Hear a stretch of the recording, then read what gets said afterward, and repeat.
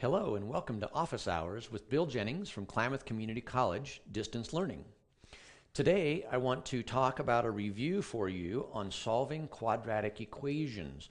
This is part one of a series of 5 videos. Part one will just be an introduction to what a quadratic equation looks like, how to identify it, and then each of the videos will, the series number 2 in the series will be factoring, number 3 will be square root method, number 4 will be completing the square, and number 5 will be quadratic formula, and then in the last part of that video I'll do kind of an overview review of how we can kind of tie it all together. So if you're needing help in just one of those, you don't have to watch the whole series, you can just go to the one that you want. At the beginning of each one I'll try and give an overview of how you can identify a quadratic as being a good candidate for that specific technique. So maybe you just want to watch the first part of the videos if you already know how to do the factoring method, the square root method. I think the first part of the video will be very helpful to you. So let's give an overview of quadratic equations and why they're important. Well, quadratic equations come about in the real world. They happen all the time on anything that, well, the textbook example, anything that comes in 2 dimensions. In our old linear examples, we might talk about, how far it is around a room, the perimeter of a room.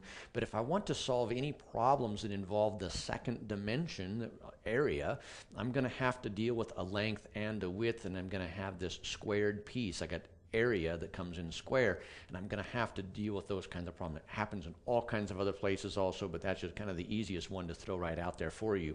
Now, identifying a quadratic equation as it comes forth to us is something that looks like this. That's kind of just a straight up looking straight in the face quadratic equation. It's x squared plus 4x minus 7 equals 0. Again, this is a quadratic equation and we're solving this equation. It's not just a factoring problem.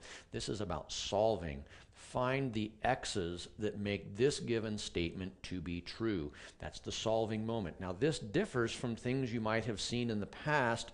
Maybe you've seen 5x plus 2 equals 12 and we were told to go solve that. This is a linear equation, and it is a linear equation because while it has a variable, the variable is to the first degree, making it a one-dimension problem, so to speak, in linear terms. And so we have this 5x to the first, that exponent that wasn't always written there, but it'd be a 1, that made it linear. The second power, the second degree that goes with this x is a second degree equation, makes it a quadratic. We also have everybody living on the top side of the fraction bar or the numerator. Now sometimes you can have a rational equation. In the future we'll see one, a rational equation that will turn into a quadratic.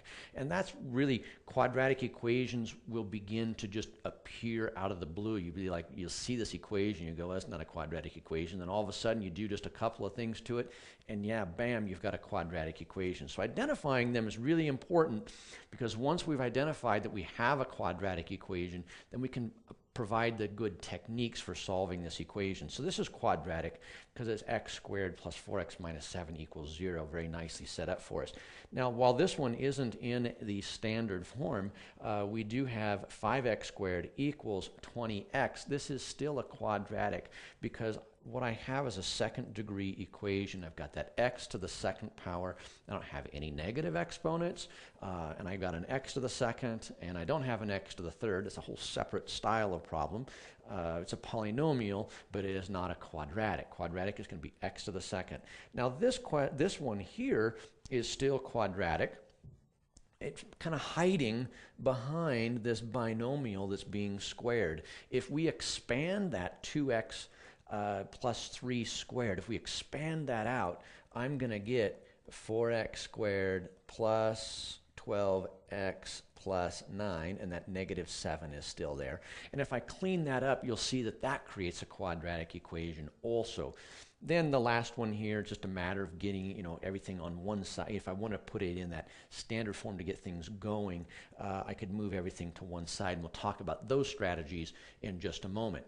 So looking ahead, we're going to the next video in the series is going to be factoring and so on down the line. So welcome to the series, and we'll talk about the strategies and why we would use each one in the next series of videos.